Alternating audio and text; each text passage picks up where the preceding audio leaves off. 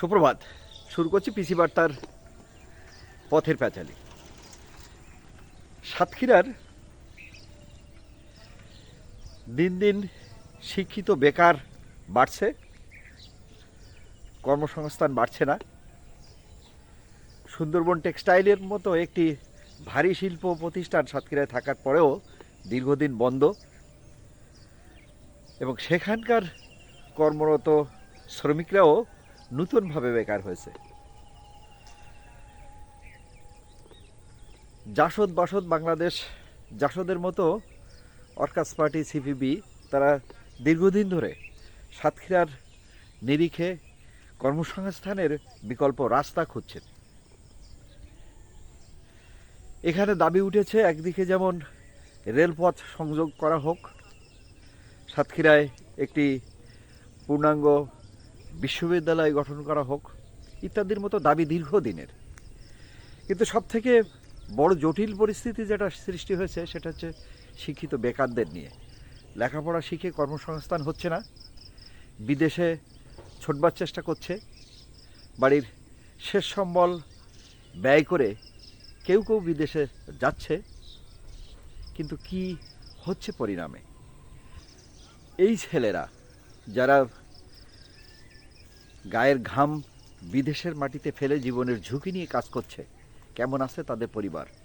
সরকার সেগুলো খোঁজ নিচ্ছেন কিনা, অথবা কোন পরিস্থিতিতে, কেমন বিরূপ পরিস্থিতিতে তাদের কাজ করতে হচ্ছে, এটারও কিন্তু ঠিকঠাকভাবে পর্যালোচনা হচ্ছে না, সমীক্ষা হচ্ছে না। ফলে ঝুঁকিতে থাকছে বরাবরই। সম্প্রতি সাতক্ষীরার তিনটে তরুণ ছেলে যারা লেবাননে ছিল, তাদের মৃতদেহ ফিরছে। কেন এমন হলো? একদিকে মধ্যপ্রাচ্যের দেশগুলোতে ইসরায়েল এবং আমেরিকার পরিকল্পিত হামলা, এই হামলার মধ্যে বিশ্বব্যাপী একটা যুদ্ধ অবস্থা বিরাজ করছে।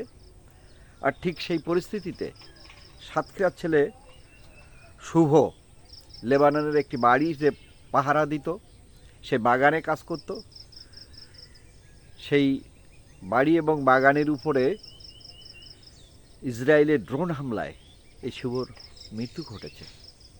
যে পরিবারটি তাদের শেষ সম্বল বিক্রি করে তাকে বিদেশে পাঠিয়েছিল, সে এখন লাশ হয়ে ফিরবে। তার পরিবারের কি উপায় হবে? একটা স্বাভাবিক পরিস্থিতি থাকলে যখন বিদেশের মাটিতে আমাদের কোনো কর্মী নিহত হতো, তাকে কিন্তু তার পরিবারকে একটা বড় মাপের ক্ষতিপূরণ দেয়া হতো। কিন্তু যুদ্ধ পরিস্থিতিতে থাকা এই দেশটি কোনো ক্ষতিপূরণ কি দিতে পারবে? আমাদের সরকার সেখানে কী ধরনের ভূমিকা রাখবে? স্থানীয় ডিসি অফিস থেকে তাদের সহায়তা করবার কথা বলা হলেও প্রকৃত অর্থে এখনও কোনো উদ্যোগ নেওয়া হয়নি। তাদের লাশ ফিরিয়ে আনার জন্যে যে বিশাল ব্যয়, সেটি বা কীভাবে নির্বাহ হবে? যে পরিবারটির সন্তান হারিয়েছে, তাদের সমস্ত সম্বল হারিয়ে আহাজারি করছে, তাদেরও শেষ কি হবে? এই প্রশ্ন যেমন থাকছে, ঠিক পাশাপাশি সাতক্ষীরার এই যে একদল যুবক যারা শিক্ষিত হচ্ছিল, যাদের কর্মসংস্থানের সুযোগ এই দেশের মাটিতে হচ্ছে না, তাদের জন্য কি হবে? একদিকে বিগত ইউনূস সরকার শিক্ষার্থীদেরকে মবের সাম্রাজ্যে প্রবেশ করিয়েছে, নীতি নৈতিকতার ধস নামিয়ে দিয়েছে, অথচ জীবন তো চলছে। এই ছেলেদের কি হবে যারা প্রতিদিন শিক্ষিত হয়ে সেই বেকারের মিছিলে সংখ্যা বাড়াচ্ছে? সরকারের যথাযথ উদ্যোগ অবশ্যই দরকার।